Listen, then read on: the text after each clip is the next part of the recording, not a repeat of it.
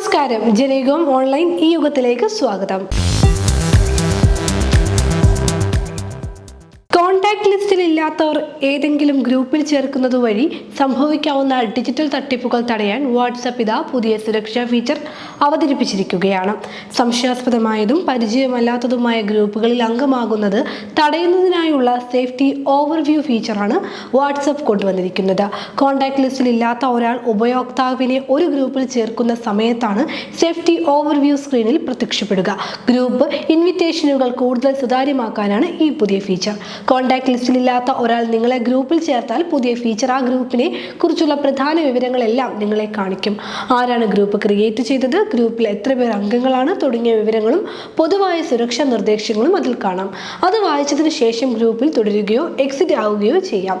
അതുവരെ ഗ്രൂപ്പിലെ നോട്ടിഫിക്കേഷൻ ഒന്നും കാണില്ല. ഇന്ത്യയിൽ ഈ ആഴ്ച പുതിയ ഫീച്ചർ എത്തുമെന്നാണ് വിവരം. ഏറ്റവും കുറഞ്ഞ നിരക്കിലുള്ള റീചാർജ് പ്ലാനുകൾ ഉള്ളത് BSNL-ലാണ്. ഒട്ടേറെ റീചാർജ് പ്ലാനുകൾ BSNL നൽകുന്നുമുണ്ട്. ഇപ്പോഴിത് 1999 രൂപയുടെ സവിശേഷമായ വാർഷിക റീചാർജാണ് പ്ലാൻ അവതരിപ്പിച്ചിരിക്കുകയാണ് പൊതുമേഖലാ സ്ഥാപനമായ BSNL. അൺലിമിറ്റഡ് കോൾ, അതിവേഗ ഡാറ്റ, പ്രതിദിന SMS എന്നിവ അടങ്ങുന്നതാണ് പുതിയ പ്ലാൻ. ഇന്ന് നിലവിലുള്ളതിൽ ഏറ്റവും ലാഭകരമായ വാർഷിക റീചാർജ് പ്ലാൻ കൂടിയാണിത്. 365 ദിവസത്തെ വാലിഡിറ്റിയിൽ 600 GB ഡാറ്റ ഇതിലൂടെ ലഭിക്കും. അതുപോലെ പരിധിയില്ലാത്ത ഫോൺ കോളുകളും ചെയ്യാനും പ്രതിദിനം 100 SMS അയക്കാനും സാധിക്കും. ഒറ്റത്തവണ റീചാർജ് ചെയ്താൽ പിന്നെ ഒരിക്കലും ടോപ്പ് അപ്പ് പ്ലാൻ ചെയ്യേണ്ടി വരില്ലെന്നതാണ് ഈ പ്ലാനിന്റെ മറ്റൊരു പ്രത്യേകത. ഹ്യൂമനോയിഡ് റോബോട്ടായ ഒപ്റ്റിമസ് നിലവിൽ വീഡിയോകൾ കാണുകയാണെന്നാണ് നിർമ്മാതാക്കളായ ടെസ്ല പറയുന്നത്. വീഡിയോകൾ കണ്ട് മനുഷ്യർ കാര്യങ്ങൾ പഠിക്കുന്നത് പോലെ മനുഷ്യർ ചെയ്യുന്ന കാര്യങ്ങൾ കണ്ട് ഒപ്റ്റിമസ് റോബോട്ട് പുതിയ ജോലികൾ പഠിക്കുകയാണെന്നാണ് ഇലോൺ മസ്കിന്റെ ടെസ്ല പറയുന്നത്. റോബോട്ടുകളെ പ്രോഗ്രാം ചെയ്യുന്ന പഴയ രീതിയിൽ നിന്നുള്ള വലിയ മാറ്റമാണിതെന്നാണ് കമ്പനി പറയുന്നത്. ഒപ്റ്റിമസിനെ ഒരു മനുഷ്യൻ പരിശീലനം തേടുന്നത് പോലെ പ്രവർത്തിപ്പിക്കാൻ കൂടുതൽ പ്രാപ്തമാക്കും. പുതിയ കാര്യങ്ങൾ വളരെ വേഗത്തിൽ പഠിച്ചെടുക്കാൻ റോബോട്ടിന് കഴിയുമെന്ന് നിർമ്മാതാക്കൾ അവകാശപ്പെടുന്നുണ്ട്.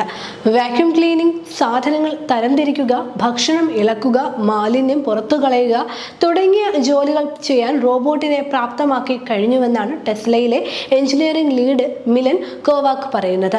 ഓരോ ജോലിക്കും ഒപ്റ്റിമസിന് ഇനി വിശദമായ പ്രോഗ്രാമിംഗിന്റെ ആവശ്യമില്ല.